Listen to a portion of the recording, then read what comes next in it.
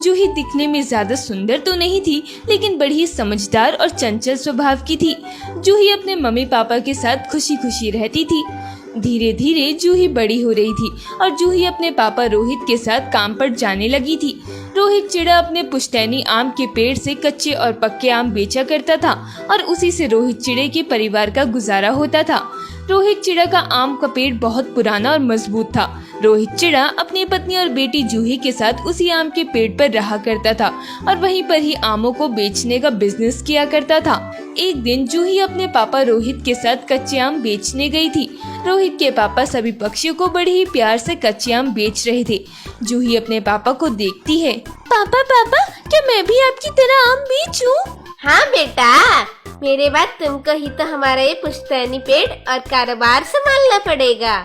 इसे ना कभी भी किसी को बेचना मत, फिर चाहे सामने वाला तुम्हें इसे खरीदने के लिए कितने ही अच्छे दाम दे दे।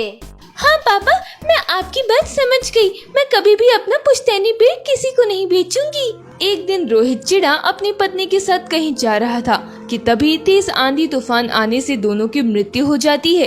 अपने माता और पिता की मृत्यु के बाद जूही चिड़िया बहुत उदास रहने लगती है कि तभी काफी दिन गुजर जाते हैं और जूही चिड़िया अपने पापा का कारोबार और अपना पुश्तैनी पेड़ संभालने की जिम्मेदारी अपने ऊपर ले लेती है और अपने पापा के द्वारा सिखाई गई बातों को ध्यान में रखते हुए जूही चिड़िया अपनी पुश्तैनी पेड़ की देखभाल करने लगती है। और गर्मियों का मौसम शुरू होते ही जूही चिड़िया के पुश्तैनी पेड़ में कच्चे आम आना शुरू हो जाते हैं। एक दिन जूही चिड़िया के पास चिंटू कबूतर आता है। चिंटू कबूतर की नजर जूही चिड़िया के पुश्तैनी पेड़ पर काफी दिनों से थी। अरे जूही चिड़िया, तुम अपने इतने बड़े पुश्तैनी पेड़ की देखभाल कैसे कर पाओगी? अब तो तुम्हारे पापा भी इस दुनिया में नहीं हैं। मैं तुम्हें एक ऑफर देना चाहता हूँ कि तुम मुझे अपना पुश्तैनी आम का पेड़ बेच दो। मैं तुम्हारे पेड़ की बहुत अच्छे तरीके से देखभाल करूँगा। चिंटू कबूतर, अभी तक तो तुम्हें मेरे पेड़ का जरा भी ध्यान नहीं था और जैसे ही तुमने देखा कि मेरे आम के पेड़ पर फल आना शुरू हो गए हैं, तुमने अपनी नजर मेरे पेड़ पर गड़ा ली। तुम्हें क्या लगा मैं इतनी बेवकूफ लगती हूँ? क्योंकि तुम अकेले इस पेड़ की जिम्मेदारी नहीं उठा पाओगी।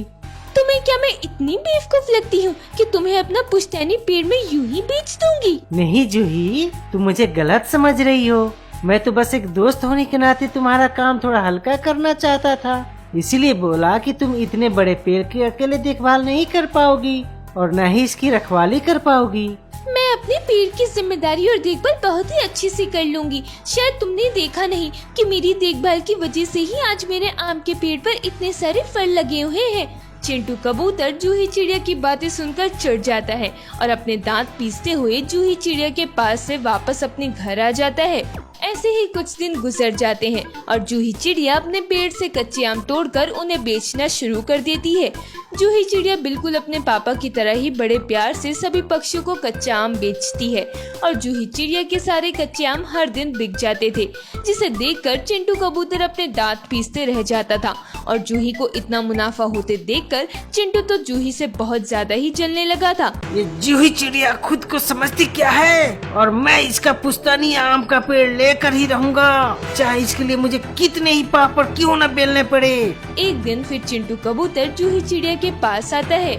देखो पिंटू, मैं तुम्हें पहले भी मना कर चुकी हूँ। जूही चिड़िया, मैं तुमसे एक सौदा करना चाहता हूँ।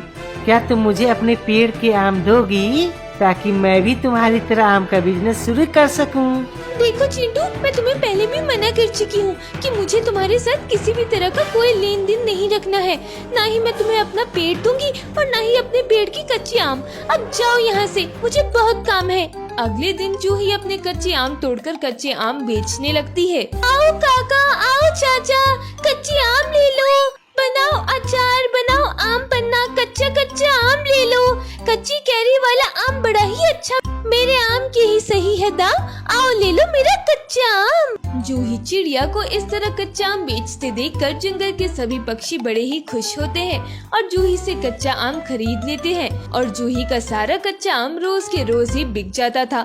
जूही का कच्चा आम बेचने का बिजनेस बड़ा ही अच्छा चल रहा था और जिसे देखकर चिंटू कबूतर जूही चिड़िया से बहुत ज्यादा ही जलने लगा था।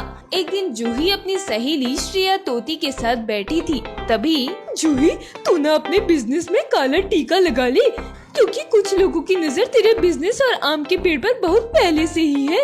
हाँ श्रेया बहन, मुझे पता है तुम चिंटू कबूतर की बात कर रही हो। वह मुझसे बहुत जलने लगा है।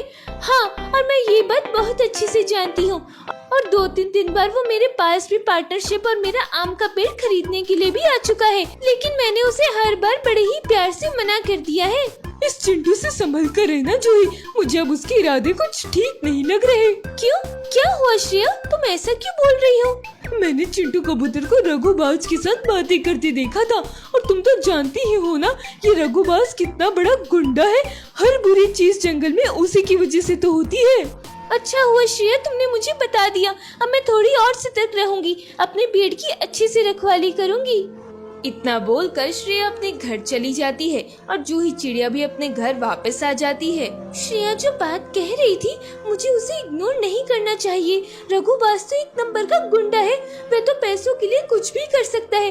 लगता है मुझे ज्यादा चौकन्ना रहना पड़ेगा। मैं आज एक काम करती हूँ, आज की सारी रात मैं अपने पेड़ की रखवाली में ही बिता दूंगी। तभी सारी रात जूही चिड़िया अपने घर में जागते हुए ही बिता देती है और 1 मिनट के लिए भी सोती नहीं है। तभी आधी रात को अचानक जूही चिड़िया को बाहर से कुछ आवाज सुनाई देती है। जूही चिड़िया चुपके से बाहर आकर देखती है कि रघुबाज जूही चिड़िया के पेड़ के पास लकड़ियाँ रखकर आग लगाने की तैयारी कर रहा है। जूही चिड़िया तुरंत ही पुलिस के पास फोन मिला देती है। जूही चिड़िया तुरंत अपने पेड़ से नीचे उतर कर आती है। रघु, तुम ये क्या कर रहे हो? तुम मेरे घर में आग लगा रहे हो, तुम्हारी इतनी हिम्मत? हाँ, अपन को तेरे घर में आग लगाने के लिए पैसा मिला है, तो आग तो तेरे घर में अपन लगा कर ही रहेगा। तभी वहाँ पर पुलिस आ जाती है। नहीं रघु, तुम ऐसा कुछ भी नहीं करोगे। You are under arrest. ये देखिए इंस्पेक्टर साहब, ये रघुबाज मेरे घर में आग लगा रहे हैं। बताओ रघुबाज, तुम ये सब किसके कहने पर कर रहे हो? साहब मुझे छोड़ दो, मैं तो सब चिंटू कबूतर के कहने पे कर रहा हूँ। चिंटू कबूतर ने मुझे जूही के घर में आग लगाने के लिए पैसे दिए। पुलिस रघुबाज को पकड़ लेती है और उसे गिरफ्तार कर लेती है। पुलिस चिंटू कबूतर को भी गिरफ्तार कर लेती है और दोनों को जेल में बंद कर देती है। जूही चिड़िया अपने घर वापस आ जाती है और चैन की नींद सो जाती है और सुबह उठकर कच्चा आम बेचने लगती है। और चिंटू कबूतर को एक अच्छा सबक